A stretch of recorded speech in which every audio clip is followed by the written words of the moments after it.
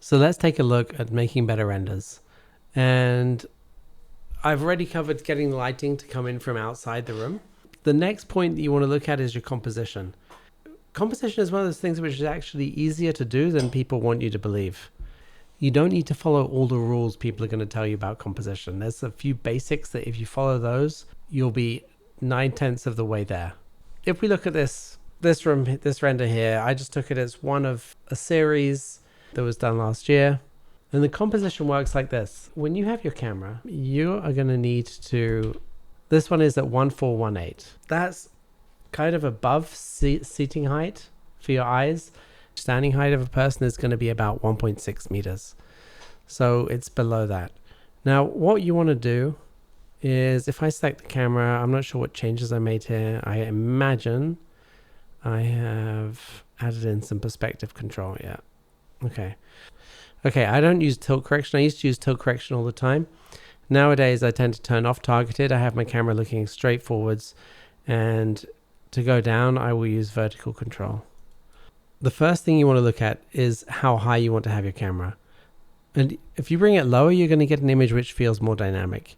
If you bring it up and you're looking at the whole scene, it just feels less dynamic, right? I'm going to play with this just so you can get an idea and see. Let me turn off the lights and turn off the camera.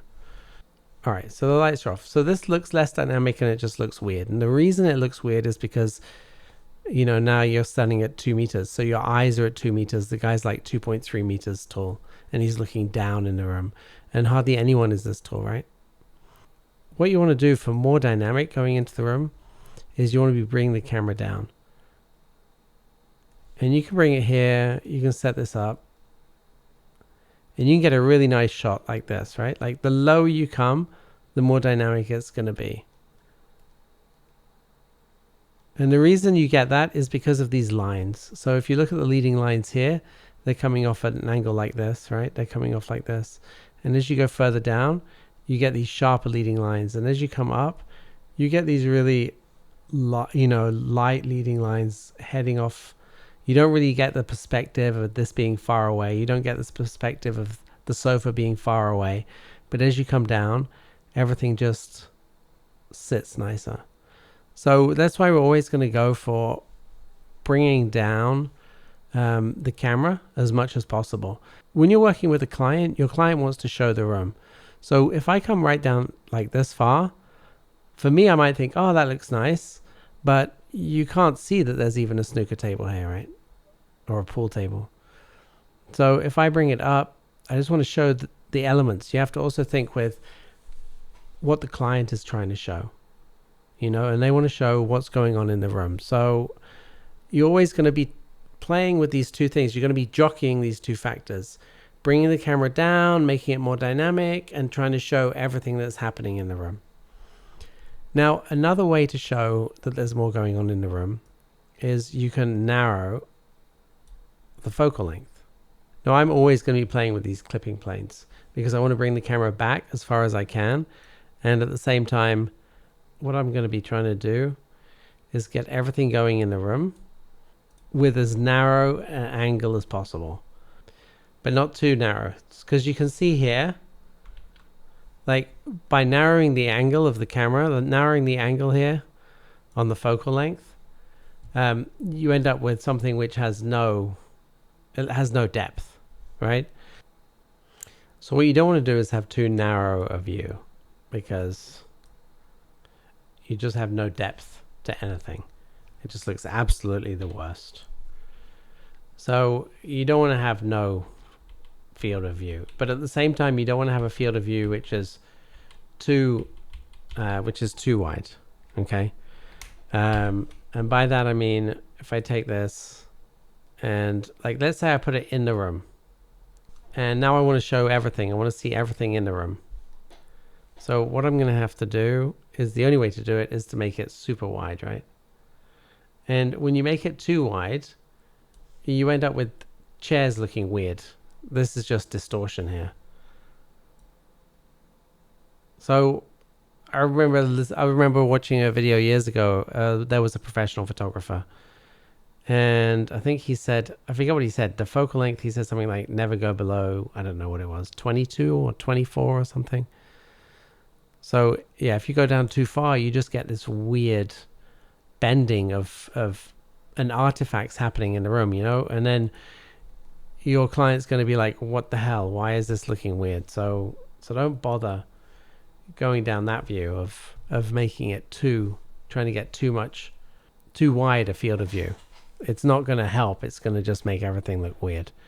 So I'll tend to set mine at about 24, and then I will come out of the room and I will put on clipping planes, and I will look here. I will always have enable the clipping planes, and with the Corona camera I can say like show it in the viewport. You know, here it shows it anyway in red, so you can see exactly where the clipping plane is. And then I will bring this back as far as I want so I can get a good camera angle. And if I can, or a good composition, sorry, if I can, I will push this up. I will see how far I can go. I'm not going to go up stupidly far, but something like this, it just feels more natural, right? So I get nice depth by bringing the camera down, and the camera angle feels nice and natural, and the height of the camera is 1400. So what is that? That's about desk seat. Like if you're seated at a desk, that's about your eye height. Maybe slightly higher. But still, that kind of works. This, like I say, depending on the room, you can come down lower. Restaurants, it's really hard. I have a restaurant here. Here's a restaurant. We can just go into the restaurant. These were hard. Oh, here you go. Here's the restaurant. Oh, that's the multi-use room. Restaurants are really hard because you need to see what's going on further in the back. So, you know, this camera is going to be probably about 1600, I imagine. Oh, again, 1448. So I managed to get it low. But people generally want to see what's going on in the back. And because there's a lot happening, that's kind of hard to do. So again, if I can, I would like to lower this down just to get some more, you know, things happening here in the foreground and dynamics. Here we had to show this back room, but you know, something like this, maybe we can have a look where the camera is. I don't know if I can. When I have multiple suns, it's because I've got multiple scenes set in the same space. So here I just have a tiny bit of clipping plane going on. I'm just seeing what I can do. I think I need to select the camera target.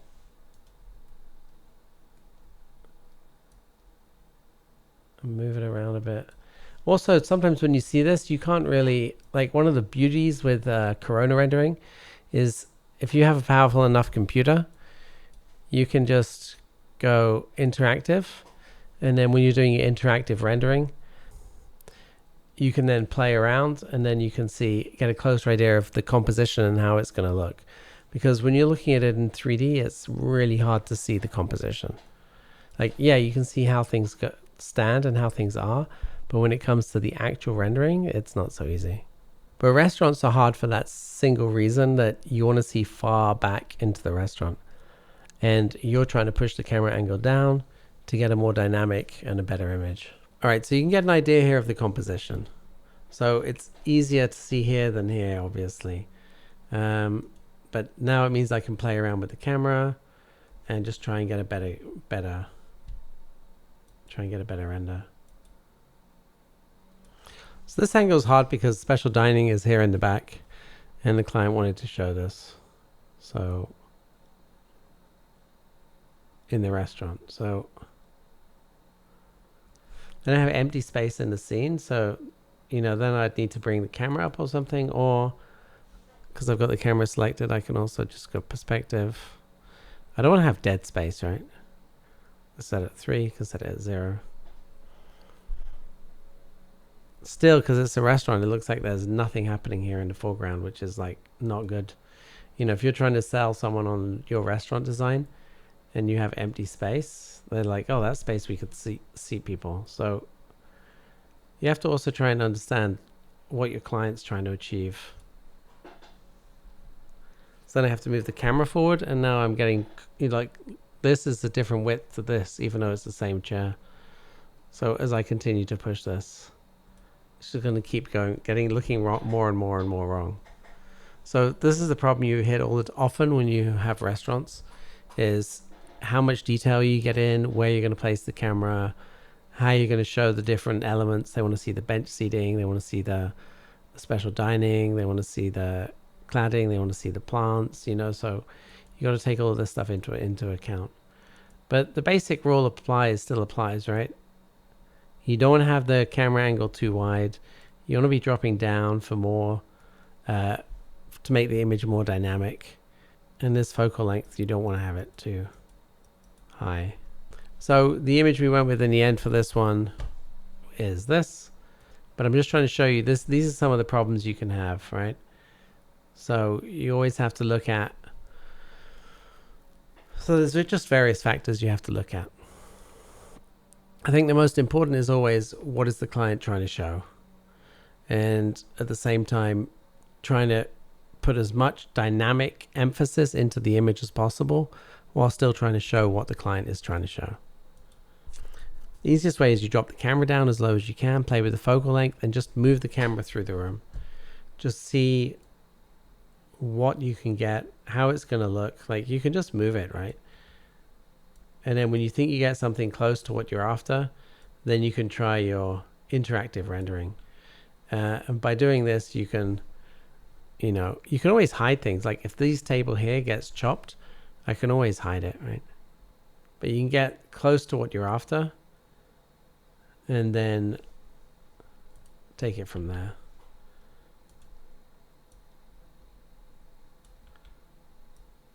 I would decide early on roughly what I want the focal length to be at, or the width of the camera. With this physical camera, this does the same. Nowadays, I always use Corona camera, but this is what I was using before. Just be wary that you don't get too low. Like this is actually quite a nice shot here. You can see the composition. You've got the different chairs, the tables, you've got various things going on. The thing is, you can see into that room, but you can't see what's happening in there. And the problem then is, as soon as you try to show what's happening in there, you have to come all the way around to like here. But this just comes down to, you know, like how much money do they want to spend? Do they want to just show a shot of this space? Because then maybe take the camera inside the space, you know? Or give them a free shot of this. I don't know, it's up to you, but this is because this geometry is all messed up. That's from this edit poly symmetry. Okay. All right. So you have to look at, you're always playing around with these things. Like, what does the client want to show? What are they willing to spend? How many images are they going to have? Choosing the camera and moving it down, and taking the camera, moving it through the room, and playing with the focal length. So really it's just focal length, camera positioning, which unfortunately, like I said, depends on what your client wants to show and what they're trying to sell. Camera positioning and focal length. Like camera positioning as in the height of the camera. Okay, I've said the same thing now about 8 times. Let's go on to the next thing. So the next thing really is a Photoshop thing. And that's adding contrast to your images. You can also do it here in Max. Now you can take your frame buffer, and there's various tools. You have aces, which Corona just loves throwing on by default nowadays. If you chuck aces on, you can't have really highlight compression on at the same time. So you have aces. I never go with full highlight compression now if I can avoid it, but still. So aces does help with that. But aces also at the same time, sometimes the darks are just too dark and it just doesn't work. So what you want to be doing is you can just take your image into Photoshop. An easy way to do it is you bring it in here, bring it in, render out as a 32-bit EXR, so you have a lot of data that you can play with. And then in here, 2 simple ways that I often use is you can just make the darks darker with the curves and push the lights up. And instantly it's going to have this effect where you get more contrast. Now I've intentionally made this too much. I wouldn't want to go that far, but it's just to show you how to do it in post. If you change this to luminosity, you'll notice that the colors don't really change. Whereas if you leave it on normal, you'll see that saturation also gets added in. So if the normal curve is adding in saturation, just put it on luminosity and that will disappear. But that's one way. Another way I like to do it is where I put an exposure on. Different people have different methods. I'll take the gamma, I'll raise it slightly, and I will raise the exposure slightly. And that also just gives you extra contrast. So these are just different tools that you can use to increase your contrast in your images and in stuff that you're working on. The reason I'm going over this is because really we're going over composition, and I'm trying to just show you the simple steps here that I do. All right, so rule of thirds. Nowadays you can just click on the plus, and you can go to configure viewports. Okay. Down here you want to go into layout. No, not layout. Save frames. And have these on. I've got them on. Why am I not seeing them? I'll show save frames in active view. So basically, these are not going to be on for you, okay? And you want to have this 660066. So I already set this up when I was setting up this scene. So these are going to be locked and set to this at 50. So just undo these, turn these on, set this to 660066, and what it does is show save frames, apply. I gotta click OK. For some reason it choked me out. So this is your rule of thirds. And 66 is just a percentage, right? Like, you know, it's 2/3, right? So 1 and 2. And if I show you this again, you can just see what's happening here. I configure viewports. If I take off one and apply, you see it's just in one area. And if I click the other one on and apply, the other way goes on. So here you have your rule of thirds, and you can see like roughly we've got the foreground, the beginning here. In this bottom third, we've got what's happening back here with the pool table and the bar in this third, and we got the ceiling and the top of the room in the last third. So, you know, it's not perfect, but you get the idea of it is split into thirds. A third of the room here, then we got the middle area, and we got another third of the room here. So that's another simple rule. Symmetry is something else to look at. This image doesn't work so well, and the reason it doesn't work so well is because of symmetry. It works fine, right? But these, like, it's looking straight at the room. And if you look straight down a room, you expect there to be symmetry. If you have something like this, you expect symmetry. And here you have it, but it's off. So like this is not symmetry. That should be looked at. If you look at something else I've done, for example, when I originally did this room, I had the camera like this for this very reason. I offset it so I didn't have the symmetry going on here, and you could look into this area and it just opens this up more. I'm not sure why we changed the camera, but we did. So this is more symmetrical. In my mind anyway. So symmetry works, and looking straight into an image works, but I also don't think it's the best way. It's not the best way of doing an image. All of these images look straight in. They're very similar composition on each one. This one, not that one, this one. Same project, similar composition. So this one isn't so good. The composition just isn't so good. The camera, if I lowered the camera, it started blocking out these cushions and what was happening on the sofa. So it was really tough. I was trying to show what the client wanted to see, and I was trying to do what I liked and what I want to see as well in the room. So, you know, it's not easy. It's not easy. Something else to pay attention to is when you have something looking into the picture, like here, these, for example, are looking into the picture, so it works. The sofa looks into the picture, so it works. But if we turn around to look out of the picture, it doesn't work. Like, then the viewer thinks, oh, there's something else happening over here that I'm missing out on. And it draws their attention to something that isn't there. So this way it sort of completes it and it feels nice and easy for the viewer.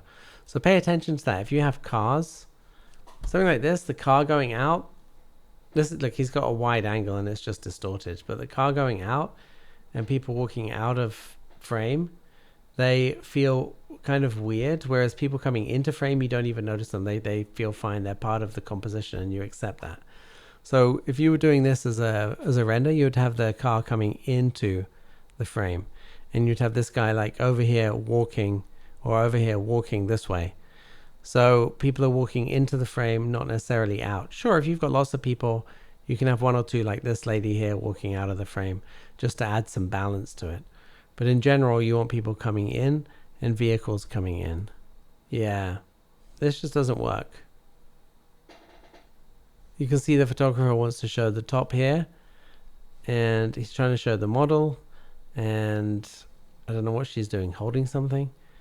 But anyway, the composition doesn't really work at all. And the resolution is not so good. But because she's in the middle, like it's really, that's just bad composition. So something like this is better. It gives something for your eyes to follow here. I don't know how far down I can take it. If I bring it here, like it's just going to look weird. The focal attention from her is up here, so you have to keep that. You can even try bringing this more. Like right now I've got her C on the rule of thirds right in the middle. But you can try splitting it like this if you like. But I feel you lose then all the any dynamic happening from this line here. So these offset lines work really well.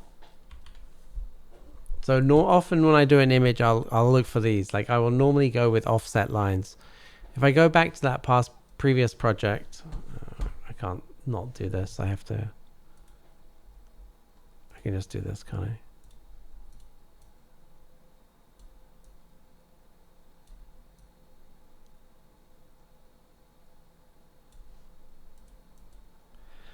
So you get a better composition by throwing her off center and having something like this. Even though I've given you a bunch of examples where I've used symmetry, symmetry is something I try and avoid. I'll try and find some images just to show you quickly. I mean, I'm always getting symmetry. Oh, here we go. So this one is not symmetrical at all. You have these lines here in agreement with each other. You have this stuff here going on here. You've got lots of stories going on here. You've got the story in there. You've got the story here. We've got this little setup here, this little setup there. So you've got lots of different things happening.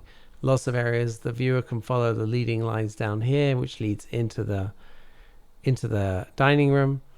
You know, and this whole bit here leads back into this because it's darker. So there's a lot of story going on in this image. This one is just off center slightly, just to give more detail over here on the side.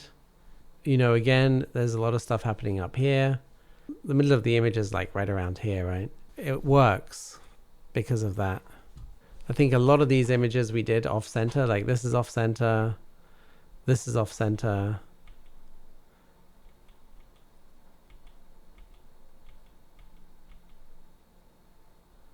Yeah, this is off center. So I always end up doing like a mix really. Some of them just look straight on and some of them don't.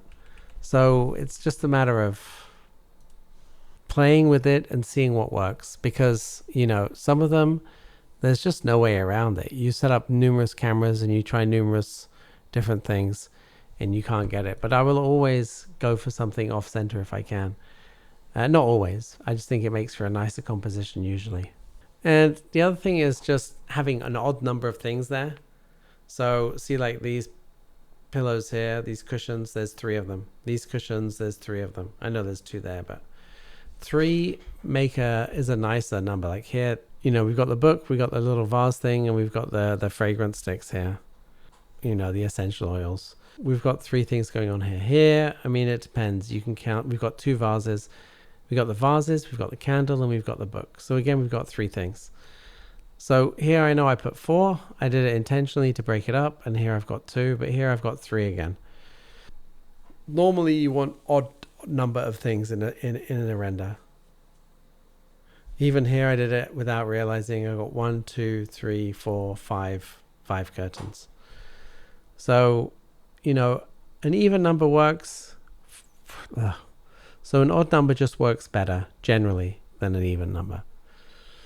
So in summary, quickly, you want to have your angle, you want to create depth, you want to create space, you want to create something which is dynamic, so you bring the camera down. You don't want to have any empty space in the foreground. You want to look at your field of view so it's not too wide, but it's also not too focused. If you're going too wide, you just can't. Like, just don't give the client that option. Don't go, oh, I can make it this wide, and then send them some renders, and then they're like, oh, I like this, but the chairs look weird. Fix the chairs, because it's not the chairs looking weird. It's the camera angle is just so off. You want to add contrast to your images. You want to have... Anyway, you can play with your rule of thirds, but don't use it as like religiously. Just use it as something which you can play with and see if it works. Symmetry works, but use it sparingly. Don't do all of your renders with symmetry. It's just going to end up looking really, really bad, really, really odd. Here we have it offset. The camera's just, again, offset for the pool. And here I could use it. I wanted to show more of the artwork, but in the middle it kind of works because you can see the bar really well and you can see the artwork, but I wanted to offset because I just get, too many where it's symmetrical and it really starts to annoy me.